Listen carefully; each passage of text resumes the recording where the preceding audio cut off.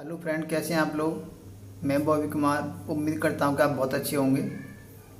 पिछली वीडियो में हमने डिस्कस किया था राज्यपाल के बारे में। जो जो कार्यपालिका जो होती है हमारी, जो मंत्री परिषद होता है, उस मंत्री परिषद के जो नामात्र हेड होते हैं राज्यपाल। और उस मंत्री परिषद के जो वास्तविक हेड होते हैं वो मुख्यमंत्री जी होते हैं। आज हम इसी टॉपिक पर, जो टॉपिक ही हमारा मुख्यमंत्री जी है, और यही पढ़ाएंगे हम आपको आज। तो देखिए, राज्य में मैंने आपको बताया था, अगर केंद्र की बात आए या राज्य की बात आए, केंद्र की बात आती है तो उसमें राष्ट्रपति, राज्यसभा और लोकसभा। और राज्य की बात आती है तो राज्य में देखिए राज्यपाल, ठीक है, और विधानसभा और विधान परिषद। लेकिन जो राज्यपाल जो होते हैं वो मंत्री परिषद के नाममात्र हेड होते हैं। ऐसे ही जो आपके जो राष्ट्रपति महोदय होते हैं वो भी मंत्री परिषद के नाममात्र हेड होते हैं। जो वास्तविक हेड होते हैं सेंटर में प्रधानमंत्री जी होते हैं और राज्य में मुख्यमंत्री जी होते हैं। तो आज हम यही पढ़ते हैं, जो आपका जो राज्य में जो मंत्री परिषद होता है उस मंत्री परिषद के जो वास्तविक हेड होते हैं माननीय मुख्यमंत्री जी होते हैं। ठीक है, तो आज हम यही पढ़ते हैं। तो सबसे पहली बात तो ये है कि जो मंत्री परिषद होता है वो किस आर्टिकल के तहत आता है, और जो मुख्यमंत्री जी का पद होता है वो किस आर्टिकल के तहत आता है। तो देखिए, हम आज स्टेप बाय स्टेप पढ़ते हैं। यहाँ से आपकी जो मेन हेडिंग है मुख्यमंत्री या मंत्री परिषद, यहाँ से आपका ये पॉइंट क्लियर होना चाहिए। फर्स्ट ऑफ ऑल, सबसे पहले आप यहाँ से ये देखिए, अनुच्छेद 163 में राज्यों के लिए एक मंत्री परिषद होना जरूरी है। देखिए, विभिन्न यानी हमारे जो भारत में 28 राज्य हैं अभी, तो 28 राज्यों में तो हर राज्य की एक अपनी अलग विधानसभा विधान परिषद होता है। सॉरी, विधान परिषद हर राज्य में नहीं है।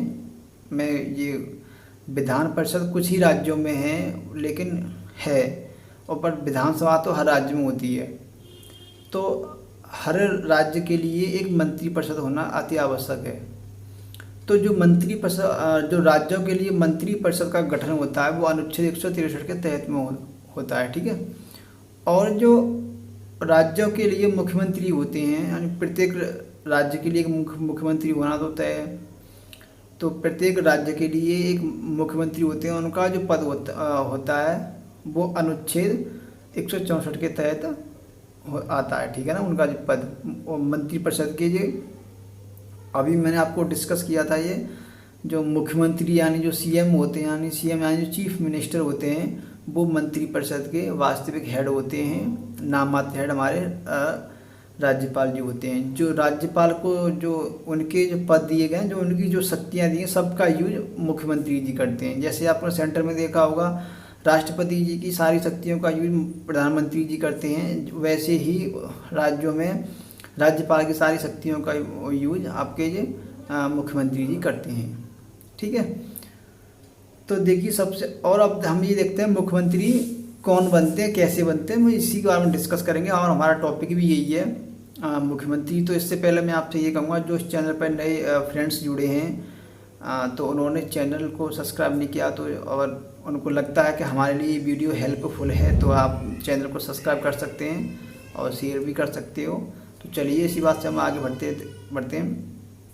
जो मुख्यमंत्री जी होते हैं, तो या तो विधानमंडल तो आपका होता ही है, यानी विधानसभा या विधान परिषद, दोनों में से किसी एक के सदस्य होने चाहिए।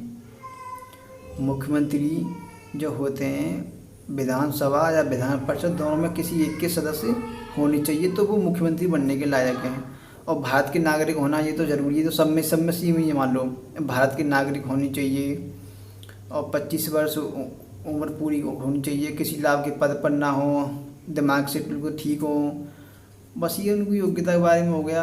और जो मुख्यमंत्री का जो कार्यकाल होता है वो 5 साल के लिए होता है। देखिए, ऐसा फिक्स नहीं है कि वो 5 साल तक ही उस पद पर रहेंगे, ऐसा कुछ नहीं है। हाँ, पद 5 साल के लिए फिक्स है उनका, बस उसमें कंडीशन होती है, अगर मुख्यमंत्री जी अपना पूर्ण बहुमत खो देते हैं तो उनको उस पद से हटाया जा सकता है।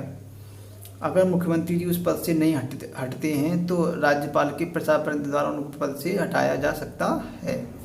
चलिए हम आगे बढ़ देखते हैं। देखिए, मैंने आपको अभी बताया था विधानसभा या विधान परिषद दोनों में से किसी एक के सदस्य हों तो वो हमारे मुख्यमंत्री बन सकते हैं। आपका पहला पॉइंट यहाँ से क्लियर होना चाहिए, ठीक है ना। और दूसरा पॉइंट आपका यहाँ से, मुख्यमंत्री जी की जो नियुक्ति करते हैं, मुख्यमंत्री की नियुक्ति कौन करते हैं? राज्यपाल करते हैं। सेकंड पॉइंट आपका यहाँ से क्लियर होना चाहिए। अब नेक्स्ट पॉइंट है, देखिए मुख्यमंत्री जो, देखिए राज्यों में भी जब लोकसभा चुनाव होते हैं तो उसमें भी कई बहुत सारी पार्टियां होती हैं। जब विधानसभा का होते हैं चुनाव तो उसमें भी बहुत सारी पार्टियां होती हैं। जब विधानसभा के जब चुनाव होते हैं तो मुख्यमंत्री जो बनते हैं वो विधानसभा के चुनाव से बनते हैं। ये आपको पॉइंट यहाँ से क्लियर होना चाहिए। जब विधानसभा के चुनाव होते हैं, जब विभिन्न प्रकार की पार्टियाँ होती हैं, जो यानी बहुमत दल जो पार्टी जीती हुई है उस पार्टी से ही सीएम बनते हैं। अब ये उनके ऊपर डिपेंड करता है कि वो किसको सीएम बनाए, किसको सीएम ना बनाए, या तो उस पार्टी के जो अध्यक्ष वो खुद ही से मुख्यमंत्री जी बन जाए या वो किसी और को सीएम बना दे। ये उनके ऊपर डिपेंड करता है वो किस पद का उम्मीदवार बनाते हैं, ठीक है ना। तो यानी बहुमत दल का ही सीएम बनता है। आपका एक पॉइंट यहाँ से क्लियर होना चाहिए, ठीक है। और जो मुख्यमंत्री जी की शपथ कौन दिलाते हैं? देखिए नियुक्ति या शपथ तो आपको वही राज्यपाल ही, राज्यों में राज्यपाल को ही उच्च माना जाता है तो राज्यपाल ही दिलाते हैं। यहाँ से आपका ये पॉइंट क्लियर होना चाहिए।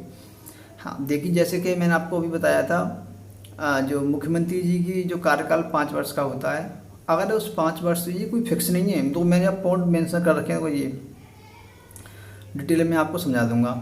इनका जो कार्यकाल देखिए 5 वर्ष है। अगर क्वेश्चन में पेपर में आया कि मुख्यमंत्री के जो कार्यकाल कितने वर्ष होता है, 5 वर्ष में। आपको एक कंडीशन बता रहा हूँ, अगर बीच में इसी बीच में यानी 5 साल के बीच में अगर मुख्यमंत्री जी अपना बहुमत खो देते हैं, यानी वो उनकी जो विधायक वगैरह वहाँ से हट जाते हैं, यानी वो किसी दूसरी पार्टी में चले जाते हैं, यानी वो अपना बहुमत खो देते हैं। सिंपल सी बात है, अपना बहुमत उन्होंने खो दिया तो उनकी पार्टी गिर जाएगी। जब पार्टी गिर जाएगी तो उनको उस पद से हटा दिया जाएगा। अगर वो उस पद से नहीं हटते हैं तो राज्यपाल, अगर मुख्यमंत्री जी उस पद से नहीं हटते हैं तो राज्यपाल अपने प्रसाद परिषद द्वारा मुख्यमंत्री जी को हटा सकते हैं। इस पॉइंट को आप नोट कर लीजिए। मैं दोबारा फिर रिपीट कर रहा हूँ, अगर पूर्ण बहुमत गिरने पर या सरकार गिरने पर मुख्यमंत्री जी पद से स्वयं नहीं हटते हैं तो उनको राज्यपाल हटा सकते हैं अपने प्रसाद परिषद द्वारा। यहाँ से आपका ये पॉइंट क्लियर हो जाना चाहिए, ठीक है ना। देखिए यहाँ मैंने ये लिख भी दिया नीचे, राज्यपाल के प्रसाद परिषद द्वारा मुख्यमंत्री को हटाया जा सकता है, ठीक है ना। चलिए अब नेक्स्ट पढ़ते हैं। अब और जो मुख्यमंत्री होते हैं उनकी क्या कार्य होते हैं, क्या शक्ति होती है, हम उनके बारे में भी अभी पढ़ते हैं, ठीक है ना। तो सबसे पहले जो मुख्यमंत्री की क्या शक्ति होती है, क्या कार्य होते हैं, हम उन पर एक बार थोड़ा ध्यान देते हैं, ठीक है। तो देखिए जो राज्यपाल होते हैं, जो राज्यपाल यानी जो मंत्रियों को चुनते हैं वो मुख्यमंत्री की सलाह पर चुनते हैं, ठीक है ना। देखिए सेंटर में आपने देखा होगा, सेंटर में राष्ट्रपति जी प्रधानमंत्री की सलाह के द्वारा काम करते थे और यहाँ पर राज्यपाल मुख्यमंत्री की सलाह से काम करते हैं, ठीक है ना। और जो मंत्री परिषद होता है उसकी अध्यक्षता सीएम करते हैं। आपका यहाँ से तो आपको पता ही होना चाहिए। और जो अन्य कार्य भी होते हैं यानी जो केंद्र में जो बॉन्डिंग वगैरह बनाते हैं वो तो मुख्यमंत्री जी ही बनाते हैं, ये उनके अंदर ही कार्य होता है, ठीक है ना। और जो पॉइंट है आपका, देखिए राज्यपाल जो होते हैं सीएम की सलाह पर ही जो मंत्री होते हैं यानी कैबिनेट मंत्री, राज्य मंत्री, उप मंत्री, जैसे कि आप मान लीजिए राज्यों में कानून मंत्री होते हैं, ऊर्जा मंत्री जी होते हैं, शिक्षा मंत्री जो राज्यों पर इस तरह पर आपने देखा होगा जो इतने अच्छे जिनको विशेष कैबिनेट दी जाती हैं तो वो राज्यपाल ही चुनते हैं, लेकिन सीएम की सलाह पर। सीएम व मुख्यमंत्री जी बोलेंगे ये हमारे हिसाब से बेटर है तो वो उनको ही चुनते हैं। ऐसे ही इन सब की कैबिनेट मंत्री, मान लीजिए आप कैबिनेट कैबिनेट मंत्री, राज्य मंत्री, उप मंत्री, मंत्रिपरिषद, सीएम, इन सब की जो अवधि होती है 5 वर्ष होती है, ठीक है ना। 5 वर्ष तक, जब तक इनकी सरकार जब तक रहेंगे। अगर ये सरकार गिरी तो ये सब लोग फिनिश, फिर नए से जब सब लोग चुने जाते हैं, ठीक है ना। तो अब जो कैबिनेट मंत्री होते हैं आप जानते हैं वो हमेशा विधानसभा के प्रति उत्तरदायी होते हैं, ये आपको पता ही होना चाहिए। यहाँ से जो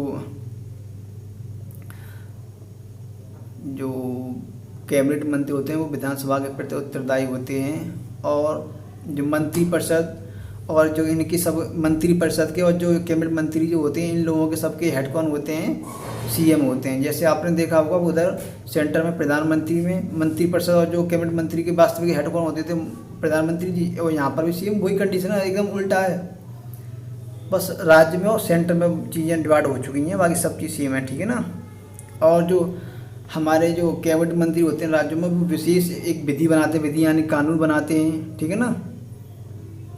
वो विशेष विधि बनाते हैं और विकास के लिए अपनी कार्य करते रहते हैं। हाँ, सबसे ज़्यादा पॉइंट आपका यहाँ से एक पॉइंट और मुझे याद आता है कि जो मुख्यमंत्री होते हैं और राज्यों में जो विधायक वगैरह, इनका जो वेतन और भत्ता क्या होता है, देखिए मैं आपको यहाँ से एक पॉइंट क्लियर कर दूँ कि जो मुख्यमंत्री या जो विशेष मंत्री होते हैं, जो कैबिनेट मंत्री मान लो, जो भी सांसद वगैरह विधायक वगैरह होते हैं, इनका कोई ऐसा फिक्स वेतन नहीं है कि इनका इतना वेतन होगा ही होगा।